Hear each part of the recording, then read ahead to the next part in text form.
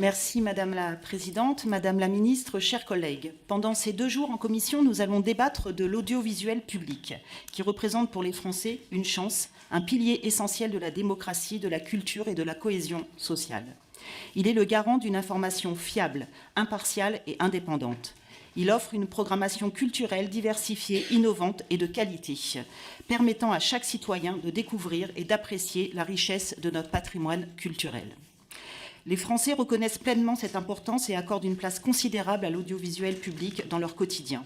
À titre d'exemple, en 2023, France Télévisions est le premier des groupes audiovisuels français, tandis que France Info est la première offre numérique d'actualité.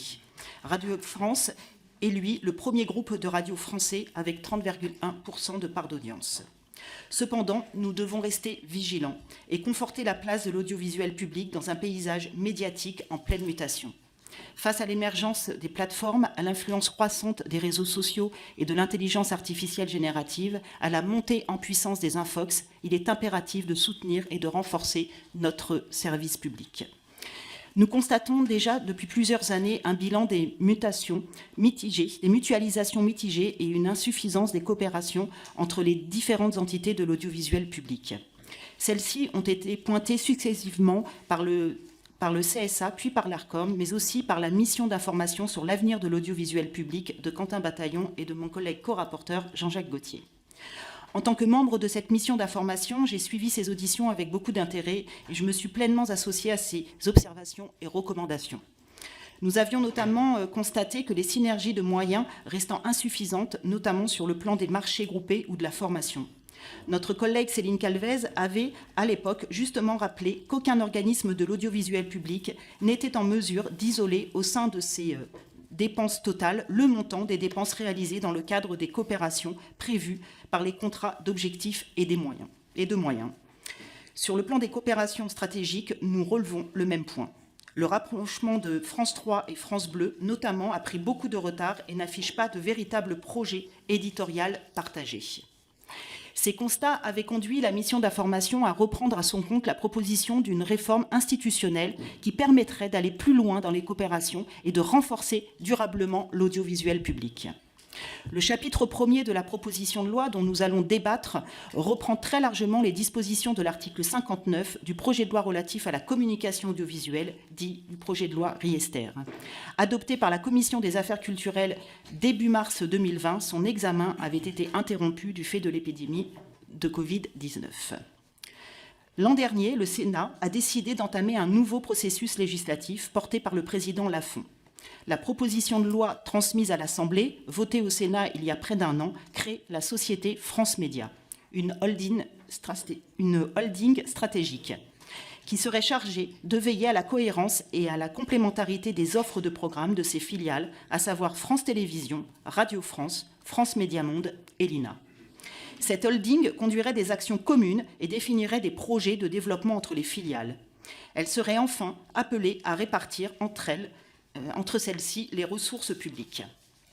L'unité de gouvernance serait assurée par la présence du PDG de France Média au conseil d'administration de chacune de ses filiales, lesquelles seraient dirigées par des directeurs généraux nommés sur la proposition du PDG de France Média. La création d'une holding pouvait apparaître comme un bon compromis, mais elle ne paraît pas la meilleure option à ce jour. Nous l'annonçons d'emblée, nous soutenons la volonté du gouvernement de faire de la société holding la préfiguration d'une entreprise unique de l'audiovisuel public. La création d'une entreprise unique présenterait notamment le mérite de ne pas créer une nouvelle strate de gouvernance qui s'ajouterait aux autres. Si l'audiovisuel public fonctionne bien, l'ambition de ce projet est de le faire fonctionner encore mieux, en anticipant l'avenir. Il ne s'agit pas de faire des économies de moyens, mais de renforcer les synergies entre les entités de l'audiovisuel public, de lui permettre de déployer une stratégie numérique unifiée et puissante, de permettre le regroupement des moyens sur le plan éditorial, qu'elle ouvre la voie à davantage d'innovation dans la production, le développement de nouveaux formats pour prendre en compte tous les publics et tous les usages.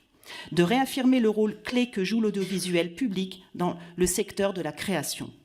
En offrant la possibilité de construire une stratégie de marque pleinement intégrée et puissante.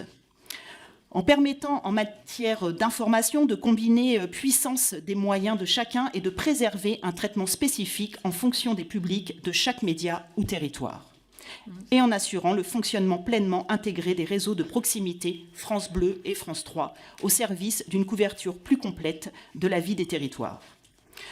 Nous tenons également à souligner notre attachement au respect du dialogue social dans les entreprises publiques. Le choix d'un calendrier resserré n'est pas incompatible avec le temps de la concertation. Nul ne peut imaginer que les procédures de gestion et les accords d'entreprise seront harmonisés d'ici le 1er janvier 2026. Nous devrons laisser le temps aux négociations avec les partenaires sociaux. En cohérence avec le regroupement à venir des entités de l'audiovisuel public, le gouvernement présentera des amendements de rédaction globale des articles 3 et 5 qui confieront notamment au PDG de France Média la direction opérationnelle de chacune des filiales pendant la durée d'existence de la holding et maintiendront la composition actuelle des conseils d'administration. Par ailleurs, le mode de désignation par l'Arcom sera maintenu avec de nouvelles garanties procédurales tenant compte de l'adoption du règlement européen de la liberté des médias.